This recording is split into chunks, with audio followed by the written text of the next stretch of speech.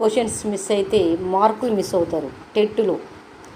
ఖచ్చితంగా టెట్ 2026లో ఈ 3 ప్రశ్నలు కనుక మీరు మిస్ అయితే మార్కులు మిస్ కావడం జరుగుతుంది.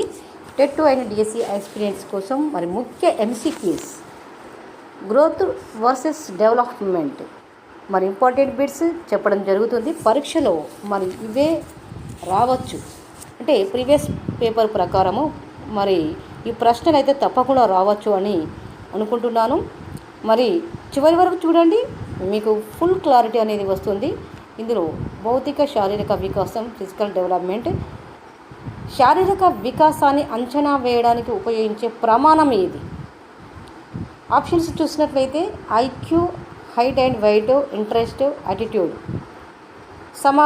సరైన సమాధానం చూసినట్టయితే బి అవుతుంది. శారీరక వికాసాన్ని అంచనా వేయడానికి ఉపయోగించే ప్రమాణం ఇది.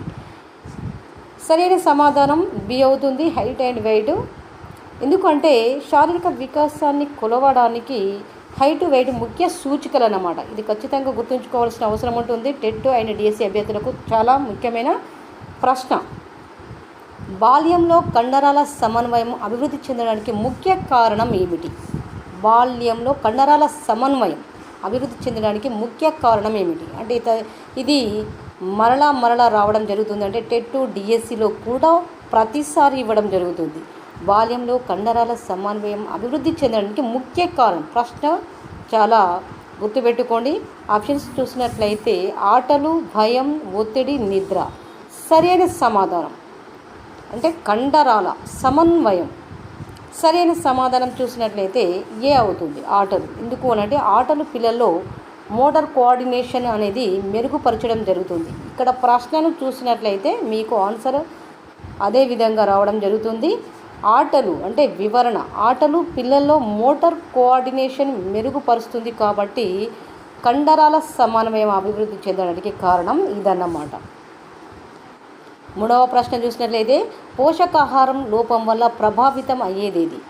పోషకాహారం లోపం వల్ల ప్రభావితం అయ్యేది ఏమిటి అనేది మరి మీకు ఆన్సర్ కూడా తెలుస్తుంది. కాబట్టి ఇందులో ఆప్షన్స్ చూసినట్లయితే కేవలం భావోద్వేగం, కేవలం భాష, శారీరక వికాసం, కేవలం ఆటలు మాత్రమే.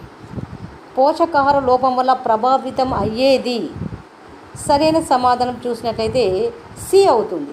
సరైన సమాధానం సి, శారీరక వికాసం. న్యూట్రిషన్ సరిగా లేకపోతే గ్రోత్ అనేది సరిగా జరగదు. కాబట్టి పోషకాహార